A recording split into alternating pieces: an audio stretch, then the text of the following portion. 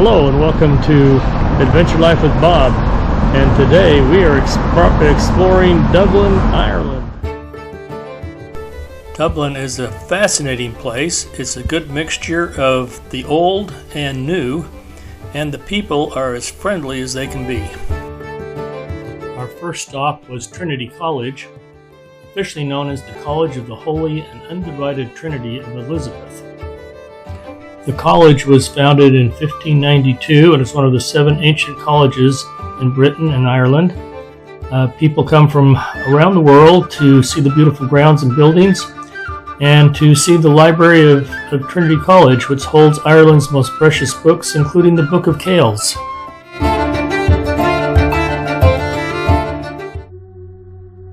In our next stop, we transition from the intellectual to the spiritual and visit Christ Church Cathedral.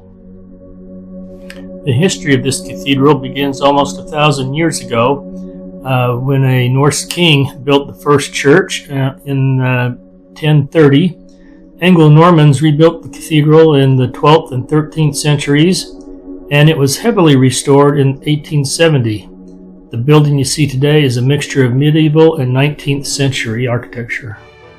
What I found most fascinating about this cathedral is that the combined choir of Christ Church and St. Patrick's performed for the first time in public Handel's Messiah. It was performed at the Great Music Hall in Fishamble Street in Dublin. It was later performed here at Christ Church Cathedral. And as I sat there and looked at the tall ceilings and the magnificent choir seats, I could hear in my mind the magnificent strains of the Messiah being played.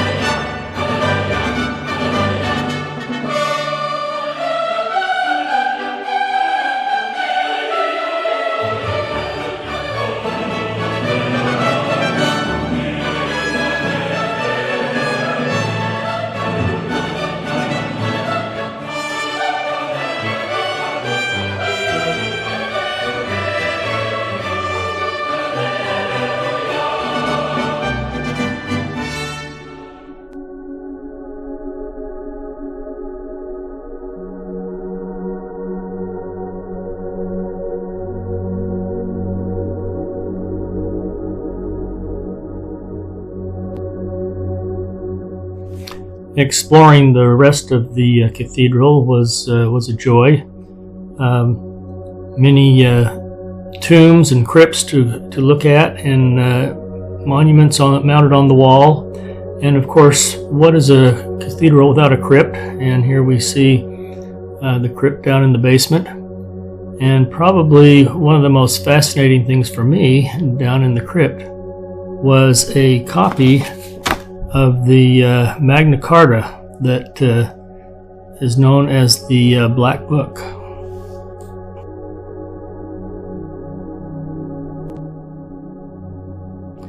As you can see from this shot, the architecture of this cathedral is absolutely spectacular.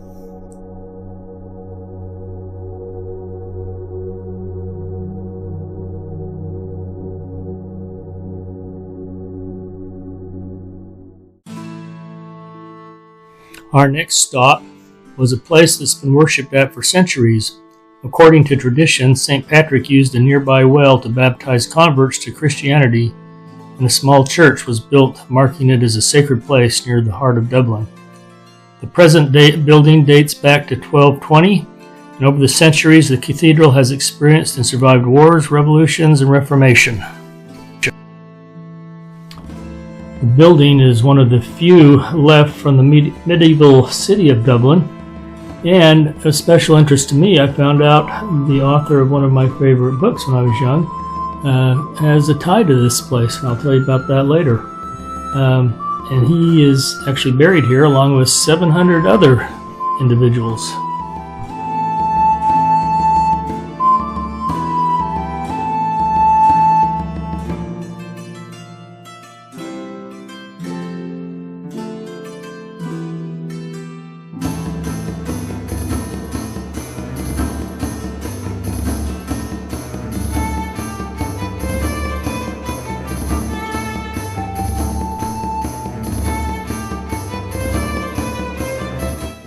As you can tell from the videos, this is just a magnificent place to explore and to read the monuments on the walls and the places where their famous people are buried.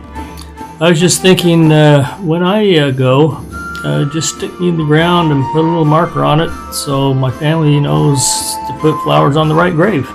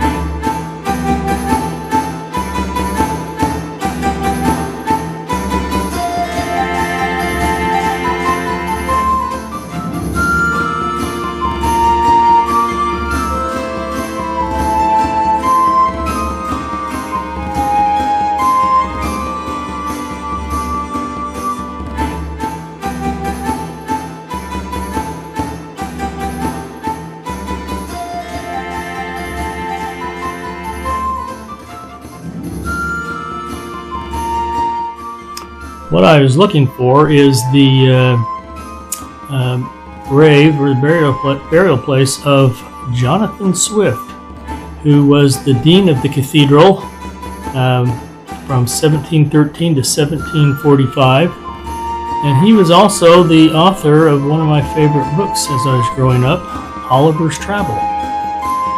So we were looking for his place, and we looked everywhere, and finally found that we were all but standing on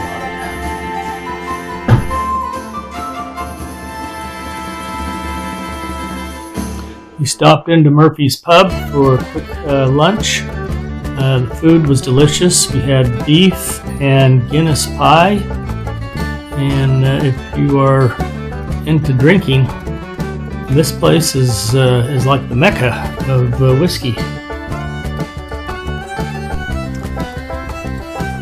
We stopped at the Halfpenny Bridge. I like this bridge because of the name Halfpenny. That's a half a penny, and that's what it costs you to go across the bridge. But as I was going across it, I couldn't help but think of the Christmas carol. Christmas is coming, the goose is getting fat. Please put a penny in the old man's hat. If you don't have a penny, then a halfpenny will do.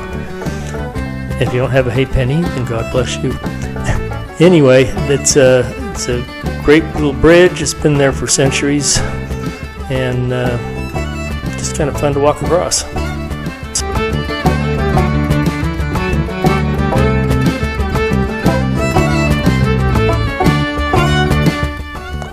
St. Stephen's Green is this beautiful park that's kind of in the downtown section of Dublin. It's got wonderful looking gardens, green grass, ponds, water features. But what makes it interesting is that the legend has it, or rumor has it, that this was the inspiration for Central Park in New York City.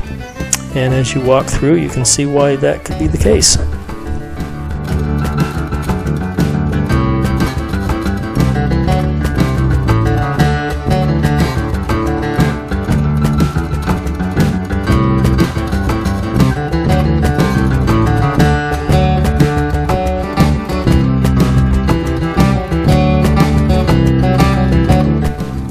Oscar Wilde is an interesting person and a famous person in Dublin. He's known for his acclaimed works, including The Picture of Dorian Gray and The Importance of Being Earnest, as well as his brilliant wit, flamboyant lifestyle, and the infamous imprisonment for homosexuality. Some of his interesting quotes are, "Women are made to be loved and not understood. Be yourself, everyone else is taken, and there's no sin except for stupidity."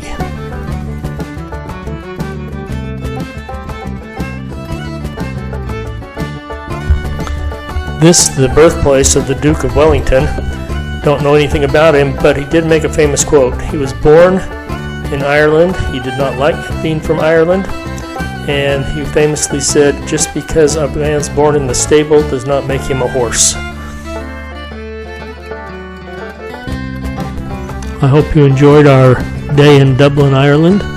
If you enjoyed this video, please hit the like button and be sure to subscribe to our channel, Adventure Life with Bob.